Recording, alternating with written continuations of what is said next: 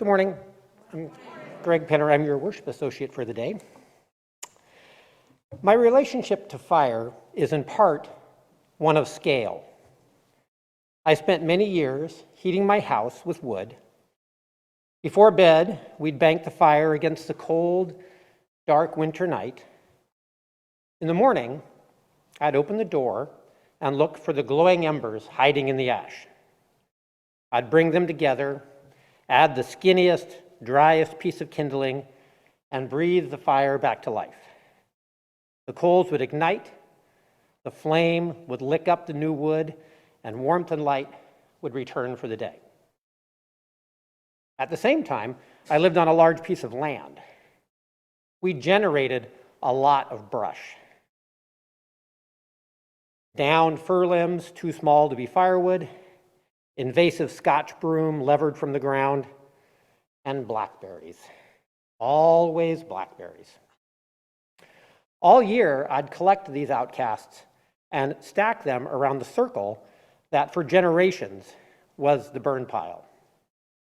In the early fall, after the worst of the fire danger had passed, but before the dry brush was wet again, I'd burn it. The fire would be 12 feet tall and just as wide. I could only get so close before the heat would drive me back. Honestly, it was glorious. But the most magical fire I've experienced is the tiniest. Every year on this day, these little slips of paper bearing messages from our hearts touch flame, and in an instant, in a literal flash, burn bright and disappear into smoke. I love everything about this ritual. Sitting in the pew, tapping the little pencil, thinking of just the right thing to write. Standing with my tribe, each holding our tiny prayers. Watching the different reactions to that magical moment of combustion, followed by that marvelous nothingness. No ash, no burned fingers, just a whisper of smoke. What do I have to release this year? Or set as an intention? Or celebrate? Can I etch onto this little slip all of my want, my sadness, my hurt, and my hope? If I write small enough and pick just the right words, can I name all of the things that I want to ignite?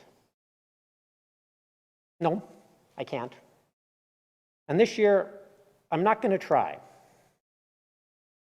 When I tip my tiny prayer into our common flame, it will be a wordless prayer.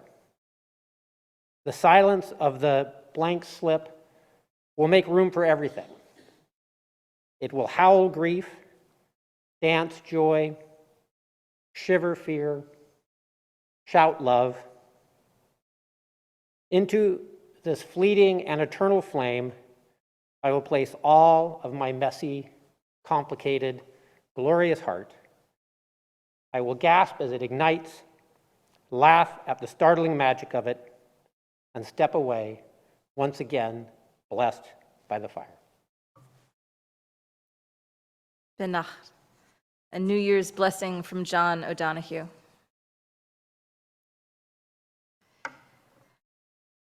On the day when the weight deadens on your shoulders and you stumble, may the clay dance to balance you.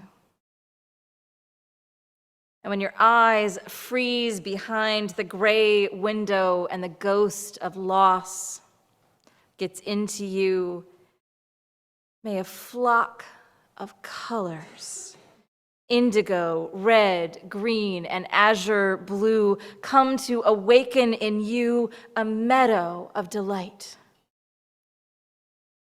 And the canvas phrase in the sailboat of thought and a stain of ocean blackens beneath you.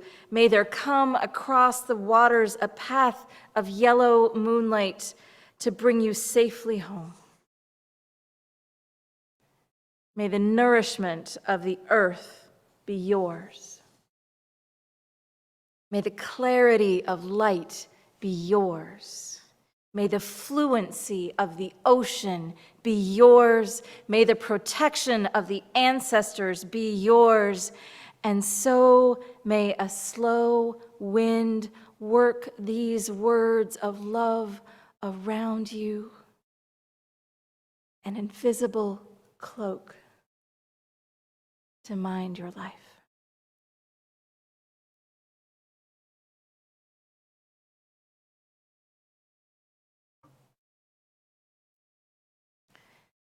These are the words of Donna Ashworth.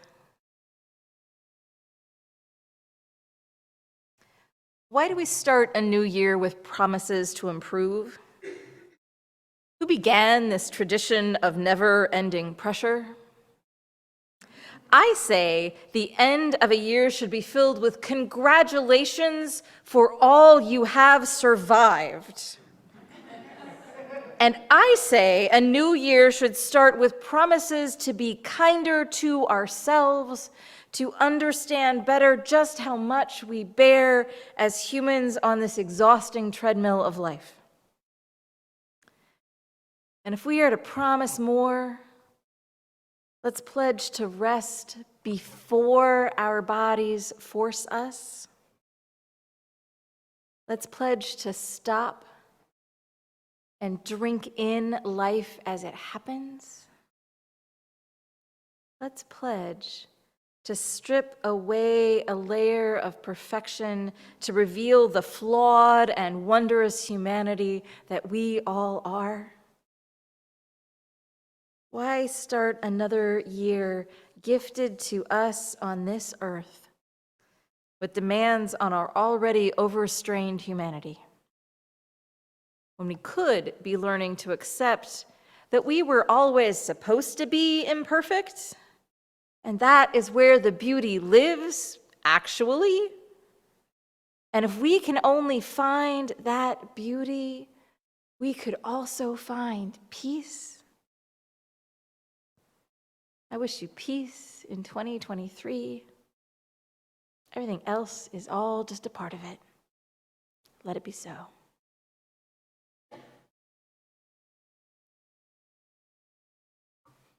Donna Ashworth kind of summed up what I wanted to say this morning. And I realized that we've talked about a lot of what she said over the last 4 months. About the need for rest and renewal found in the nurturing darkness. About wabi-sabi and embracing the beauty of aging and imperfection. About how the beauty lives in imperfection, just like the story of the apprentice monk who wanted to learn the tea ceremony. And so to test him, the tea master asked him to clean and clear the garden. And so he did. He swept everything, and he raked the stones, and he made everything neat and perfect. And then he shook a cherry branch and let the blossoms fall on the perfect landscape. Because perfection isn't as beautiful.